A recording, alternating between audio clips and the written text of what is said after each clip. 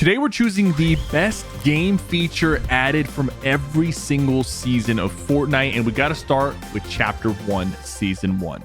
Now here's the thing, Battle Royales existed before Fortnite, but when Chapter 1, Season 1 came out, it introduced a new mechanic that had not existed in other BR games: building.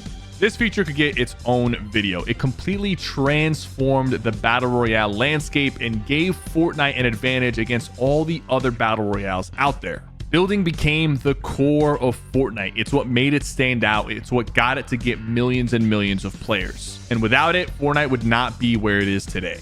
But Fortnite doesn't stop there. In Chapter 1, Season 2, they do another revolutionary update and introduce to people the Battle Pass. Now, I'm not going to say Fortnite came out with the very first Battle Pass, but I don't think other games had it the way Fortnite set it up. They made it the standard for what Battle Passes are supposed to be, and now almost every game out there that's free to play or not has a Battle Pass. This is when you knew Fortnite was getting serious. They gave all these skins and items. You could get them all for $10 as long as you played and got XP during the season. It made it to where you were spending less V-Bucks and you got more for your money, but you did feel incentivized to keep playing the game, which is kind of the whole point of the Battle Pass. It's to keep players on the season. But then in Chapter 1, Season 3, we got a new feature that would transform building and make it what it is today: turbo building. That's right, before turbo building got added, you would have to individually place every single build by individually clicking every time you wanted to build, whether you were on controller or mouse and keyboard. But with turbo building on, you could just click and hold the build button and then cycle through your builds or move around, and it would automatically place the builds down for you extremely fast. This allowed things that were much harder before, like cranking 90s, to be more accessible to everyone, and it created for some insane build fights and transformed the building landscape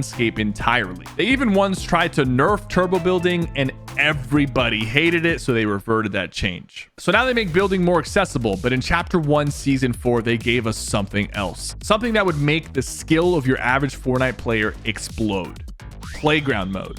You see, before playground mode, the only way to get better at Fortnite was to play Fortnite Battle Royale. And the only way to get better at building was to actually build while playing Battle Royale. You couldn't just hop on creative and start messing with your builds or 1v1ing your friend. People would actually meet up in actual Battle Royale games, and then they would 1v1 their friends. And then when one of them died, they would have to repeat the process over and over, which was not efficient, and the skill level of Fortnite players was only slowly going up. But once they added playground mode, allowing you to hop into a version of playground that did not have any zone, and you could stay in there for multiple hours, and you could also respawn, people's skill level started skyrocketing because they were 1v1ing and practicing their builds in playground mode. Now we're moving on to Chapter 1, Season 5. And this one wasn't that game-changing, but it was a nice little touch. Everyone remembers their first ever slow motion victory royale. And if you played after Season 5, you don't know what I'm talking about. Back in the day, when you got a victory royale, the speed of the game would be very normal. So when you got that first slow-mo victory, it actually made it feel so epic, and it made it feel more grand. And there were some awesome reactions to us finding out about this on the first day of Season 5. And ever since then, this feature has been a permanent part of the game.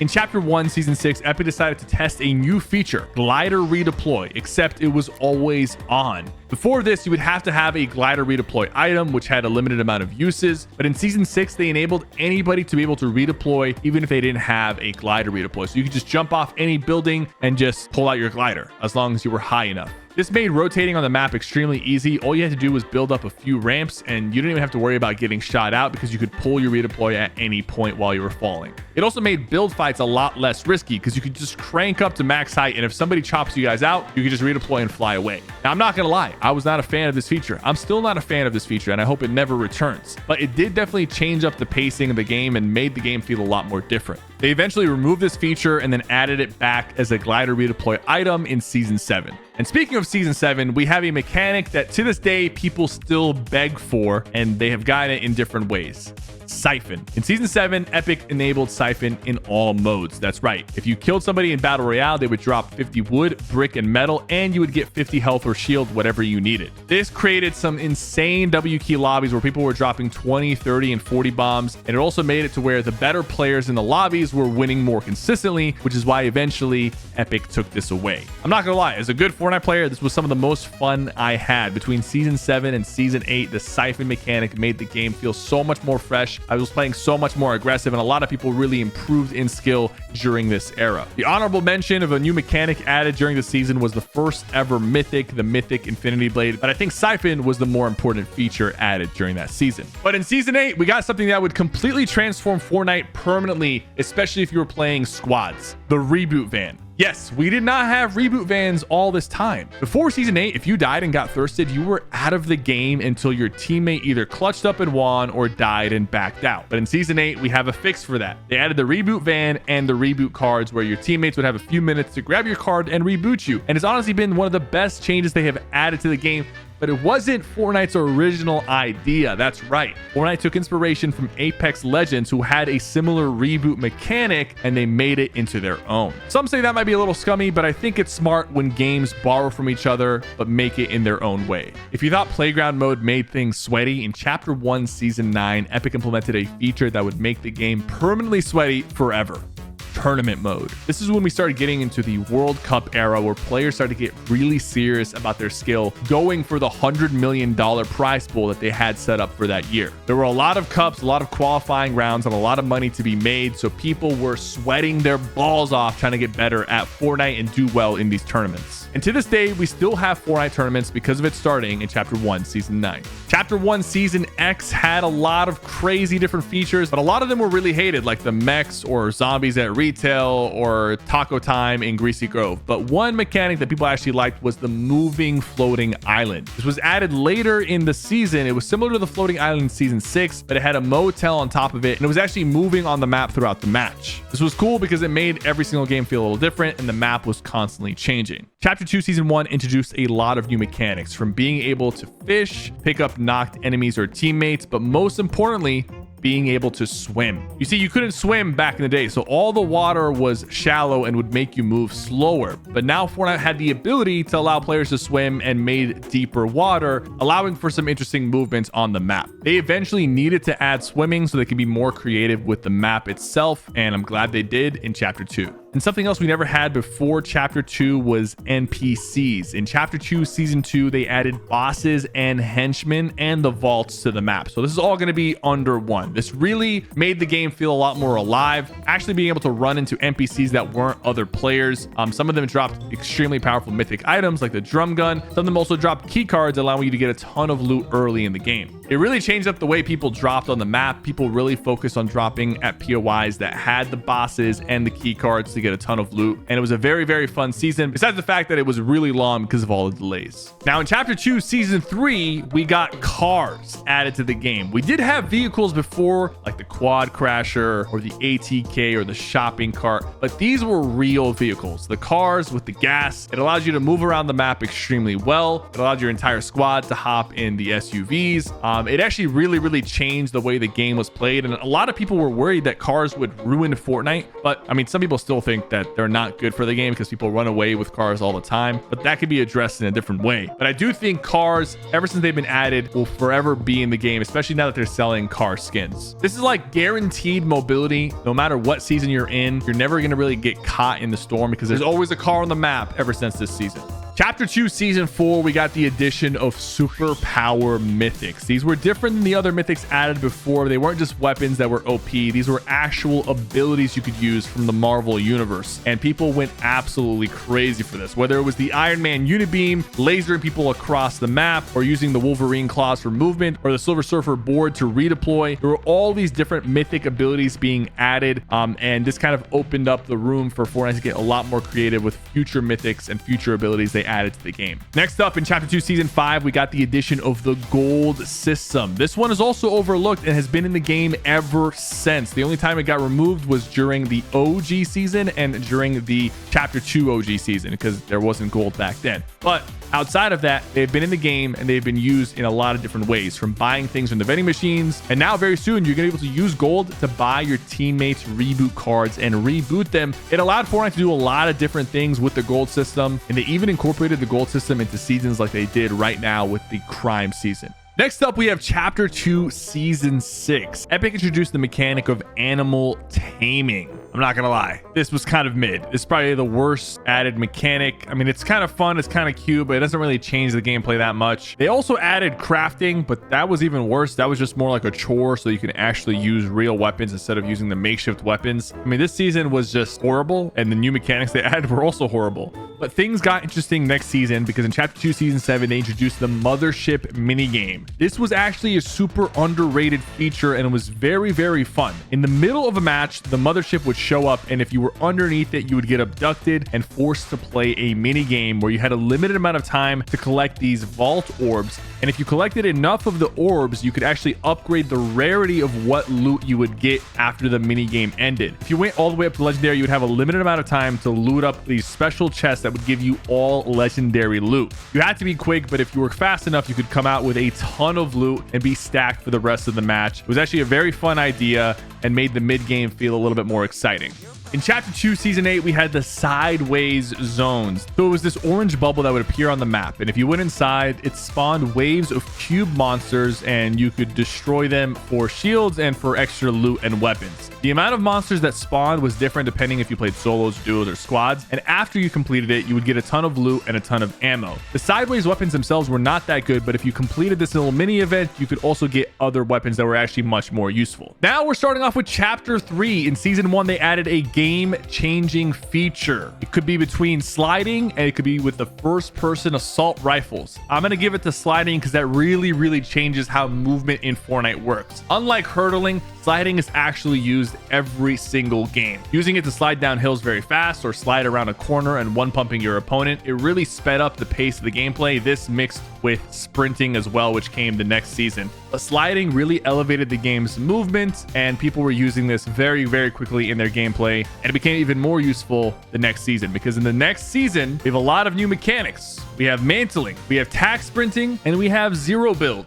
And I would give this to mantling or tack sprinting, but I think the addition of zero build itself really sold it for me. Now obviously, to make zero build happen, they had to add sprinting and mantling, so we're just going to bundle those all in one mechanic, which is zero build. Half of the player base immediately hopped on zero build, myself included, and I was addicted to playing Fortnite zero build. And even after all these years, a lot of people thought it was initially going to destroy Battle Royale or eventually it would die. After all of these years since its release, zero build is like 50% of the player base compared to build mode. At any given time, you could see that zero build Battle Royale or build mode Battle Royale are 50-50. Sometimes zero build has more players, sometimes Battle Royale build mode has more players, which is very interesting because people thought this mode was going to die quick or be the main game very quick. In Chapter 3, Season 3, we got physics with boulders and trees. This one wasn't that memorable, but it created a lot of funny moments. You could actually push these rocks or the big trees that were on the map and knock them down and even hit them so that you could push them towards enemies, or even use the logs as a mobility device by hitting them while you were on top of them. It was pretty cool. We got the addition of physics. It was kind of flexing what the game engine could do, but overall it didn't really change the gameplay that much, and there wasn't really any other new mechanics added this season to highlight. In Chapter 3, Season 4, the best mechanic they added was the SypherPK icon skin. Okay, I'm kidding. I did come out this season, but also slide kicking was introduced. So they made sliding a little bit more powerful because if you slid into an opponent, you would actually kick them up into the air, allowing you to knock them back or even make them fall to their death. The chrome mechanic was in this season, but that was kind of lame. No one really misses that, and it wasn't really that game changing. But slide kicking has been used ever since its addition. It's created a lot of funny, a lot of cool moments, a lot of clutch moments as well. But in Chapter 4, we actually got a huge game changing mechanic, and it was augments. Even though augments eventually got removed, while they were in the game, they were extremely game changing, allowing you to do some crazy combos. Some of them were useless, some of them were very forgettable, but some of them were very powerful, like the shotgun striker, glider redeploy. There was a lot to choose from, but throughout the seasons, the augments started getting worse and worse, and eventually it became a chore to even activate them, so Epic vaulted them.